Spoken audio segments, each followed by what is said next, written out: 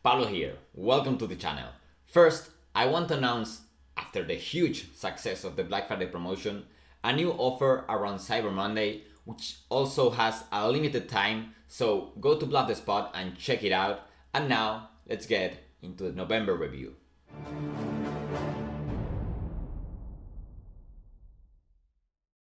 This month, I've decided to give a twist to these vlogs by adding accountability. So what I mean is I'm gonna be sharing my goals, my results. So this will give you a first seat road to my wins and struggles, but it will also help keep me on track. So let's get into it. First, I want to talk with you about my morning routine, which I've been doing some shifts around it. I was doing before 8:30 a.m. and decided to change it to 7:30. It fits better my girlfriend's schedule, who I just moved in with a couple of months ago. And then I also have more productivity during the mornings. I was doing before some night sessions until 1 a.m. Now I'm trying to stop those sessions earlier, so that way I can wake up in time.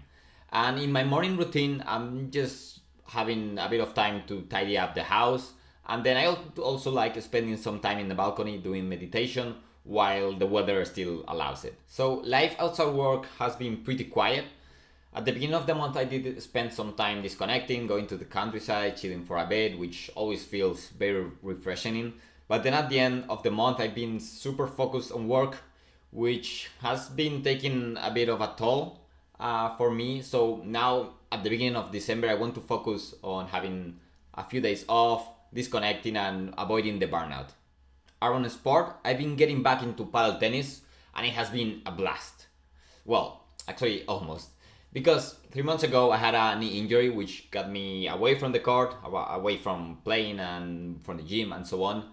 So this month for the first time I was getting back into playing, competing, and it was going very good until at the end of the month I was playing a tournament in which, in a weird movement with my knee, I just felt a crack. It was very frightening at first. Then once I went to the hospital, I just thought it was a reminder of my body of not rushing the recovery and just taking care of my knee. Now, work has been a mix of challenges and lessons during this month. BluffTheSpot has taken a lot of my working time around trying to translate my knowledge into the webinars and translate that to the students. Then also doing some content here and adapting it to the broader audience in YouTube. It's been frustrating at times, but it's making me grow a lot as a poker player and now also as a content creator, which is something that I have never expected, but it's actually got me excited, trying to increase the quality of the YouTube videos, of the streamings, around the lighting, the sound. So actually it's been a pretty fun ride. The Bankroll challenge hasn't been amazing so far, but it was also probably because I had too high expectations. Here I'm playing very low volume, therefore this kind of sample that we're seeing here, it's 10,000 hands, which is just tiny. And actually many of my students come with me with this kind of samples, being too focused on the results. And the variance that you get in this kind of samples is huge. So just gotta keep focusing on putting good quality and also in having fun around the stream. There is actually a fun milestone that I had this month, and it was my first hater. Didn't last long because I just blocked him pretty fast. But well, if somebody is taking the time to hate you, it's probably because you're doing something right. And around the Bankroll challenge, if you want to check the results every day after my streaming, I'm uploading them to my Twitter personal account, which is Poker with Pablo. As the school has taken up most of my working time, my volume is way lower than I like to admit. And I may actually start uploading my monthly graphs if the audience actually asks for it. But yeah, I should be really focusing on increasing my volume. It's true that the amount of hands that I've been playing has been probably at my highest quality, and this is thanks to the coaching mainly. As I said, I've been growing a lot as a player. And actually, I have brought you 2 hands that I played during this month, so let's get into them.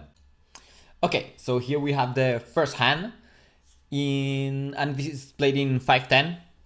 This is a hand versus a recreational.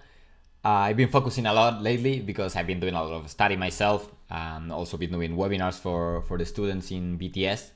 So it goes limp from the cutoff, who is actually a pretty loose recreational. I think here, very important to, and whenever you're playing versus a recreational, to put a profile. And here, I expect him to be, well, he was actually playing a 50 BPIP, so pretty loose ranges. And then he was not folding much on flop or turn even. And then he was pretty aggressive when check to, or in general, like he was playing pretty aggressive. So very important to keep that in mind. We see an ISO by semi-reg, and now king queen, it's, well, a pretty standard 3-bet here. It's not a hand that we want to call up. It doesn't play that well multi-way, so I prefer just 3-betting. And we actually see a call from cutoff, who, well, now his range is not gonna be that loose since he did call 13 big blinds. But we can still keep thinking about a somewhat wide range. This is gonna be also pretty dependent on the player. But overall, well, we can still keep the broadways, even the offsuit broadways, some pairs as well. Not sure if he's actually gonna be holding, if this guy is actually gonna be holding like some of the weaker hands, like lower hands and so on, but wouldn't completely take them out of his range. And now we see a fold by button, which is pretty good for us, because we get to play heads up versus him. And flop comes king 4-4, which obviously is super good for a hand. But the thing here is, well, how do we get the maximum from his whole range?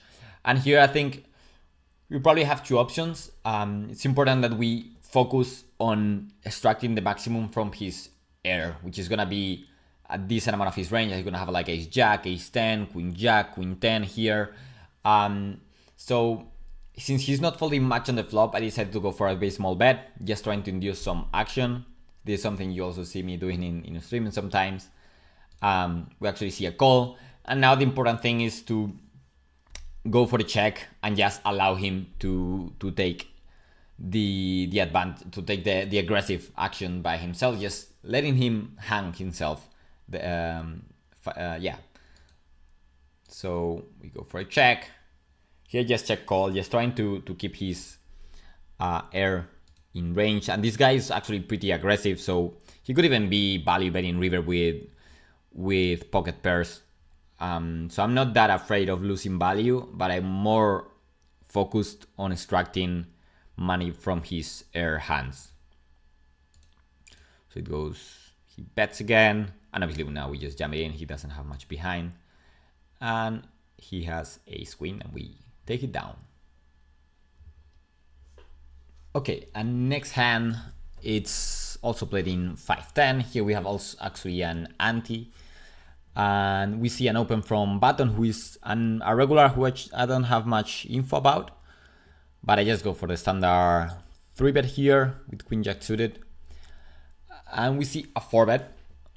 And well, I mean, queen jack should be definitely a defend here in these positions, so I go ahead and do it. Flop is ace jack 8. See a bet on the flop, and I think this is already an interesting point in the hand, since, well, here we can develop a pretty aggressive check raising range, and we should also be adding some jack X hands. I would definitely check raise jack 10 suited, because, well, you put a lot of pressure already to hands like kings, queens, even king queen. But I'm a bit unsure about queen jack of spades, to be honest. I would need to check it in the solver. So let me actually go ahead and have a look at that. So as you can see, the response is actually pretty aggressive in here in 4-bet pots. Even on a nice high board, it may not be that intuitive, but we see that most of our range, 30% of the range, a big portion, actually defends by check raising. And queen jack is actually a hand that can go for a check raise. Jack 10 suited is used more often, but we see that it actually gets in there. So I'm fine with the call, also fine with the check raise, and in the hand I actually just went for the call. Here it's also very important. Well, here it's very important actually to also add like the ace queen, ace 10, these kind of hands which play quite well as keeping the initiative. I don't know what I said. Okay, let's go again. So here we see in the solver that actually the defend versus the 20% or 25% pot, it actually gets pretty aggressive as the small blind. Well, the idea is to use a lot of your ace-x as a check raise, and then also adding some of the draws, some of the low pairs, just putting aggression on kings, queens, on some of the bluffs in his range, like king queen, king 10, and yes, we see it's not that intuitive, but we actually defend being quite aggressively, which is actually that happens pretty often in 4-bet pots. My hand actually goes for both a mix of raising or calling. Don't have any strong opinion for either line, so I'm fine with both options. In game, I did go for the call. Turn is a 3. And we actually see a jam. Okay, and here I think we just now have to go over his range, like what kind of hands we expect him to have, and then just make a decision from there. So, well, I think ace king will be very likely always taking this line, like maybe not with a club combo, or even with the or especially the club and spade combo. But so yeah, we can probably take a bit of those out, and then same thing with the ace king of clubs. I don't think it's gonna jam turn. Then aces, yeah, don't expect him that much to be taking that line. Maybe the aces without the spade could take it. Sorry, without the club could take it sometimes. Then ace queen, the time that he goes for the 4-bet, can definitely see it taking the line if we add a bit of impact of those, because it will not be 4-bet that often, button versus a small blind. And then some of the ace jack, again, expecting around half the time as a 4-bet, and then going for the jam on the turn. Well, I don't expect him to always be doing it if he's holding a club or a spade in his hand, so probably gonna put again a 25% weight to those on the aces, and then jacks, well, again, probably very low weight for those, and that would be in terms of value, because we finally can see a bit of ace 10 maybe getting in there. Yeah, I guess a bit of those would be fine, but not much. Like, I'm just gonna put a very small weight. And then finally we would have the bluffs that he can be holding, which, yeah, it's not gonna be that many. We can have either some of these 9x tend to be a 4-bet sometimes, so I would add those in his range. In terms of weight, yeah, probably gonna do like a 30% weight for those. Even a jack X with the flush draw can be done. 10-8 suited can be also a hand that is used sometimes.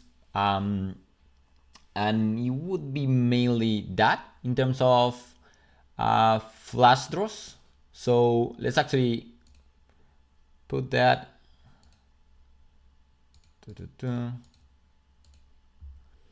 And okay, once we set the board, we can actually see how our hand is doing, and if we actually get to that 32% equity that we need. And indeed it's actually pretty close, as we see. So we actually have exactly 32% equity. So yeah, this is a good call. Very likely to be a good call, like maybe winning a bit, maybe losing a bit, but I think probably it's a bigger mistake to fold here. So in case he has a bit more of the bluffs that we expect. And then I think in the value we were quite pessimistic also. So yeah, I think this is a good call. We went ahead, put all the money in the middle, and they throw. Well, let's actually see the villain's cards. He's actually holding ace king of diamonds. We have a lot of outs. Do we hit? And yes, And yes, we do. So yeah, I was it in terms of hand history reviews. Now let's continue with the video. Now that December is already here, I want to be focusing on several things. First, balance. As I already mentioned, this should be trying to keep the balance between my school and the usual grind should be my first priority right now. But then I also want to focus on keep learning and keep showing up as I have been doing this month. And in terms of health, I really want to put focus on getting strength again in the injured leg. So yeah, we will see how that goes in the next review. Thanks for watching. Hope you like that new format for the blog. And as usual, don't forget to turn on the notifications, follow the channel, and I will see you on Twitch for the Bankroll Challenge at 5 p.m. Central European Time on Tuesday and Thursday. See you soon!